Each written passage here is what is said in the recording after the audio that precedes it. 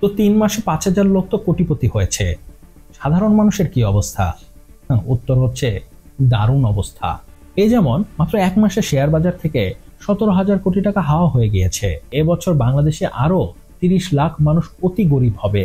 আইন শৃঙ্খলার পরিস্থিতি তো আরো ভালো। গত সেপ্টেম্বর ও অক্টোবর শুধুমাত্র এই 2 মাসে খুন হয়েছে 522টি, আর ধর্ষণের শিকার হয়েছে 774 জন নারী। ছাত্রদের পড়াশোনা উচ্ছনে গেছে। এসএসসি পরীক্ষায় চলছে নকলের মহোৎসব। পরীক্ষা ভালো না হয় কেন্দ্র ভাঙচুর হচ্ছে। আর দ্বিতীয় প্রত্যাশা নির্বাচন ও ভুলে যান, কারণ সম্প্রতি প্রধান উপদেষ্টা বিদেশ সফরে গিয়ে একটি সাক্ষাৎকার দেন। তিনি সেখানে বলেন দেশের মানুষ নাকি তাকে ও তার সরকারকে চায়। আসলে তিনি চোখ কান মুখ সবকিছুতেই কচি দিয়ে বন্ধ করে রেখেছেন, আর বসে বসে স্বপ্ন দেখেন দেশের মানুষ তাকে চায়।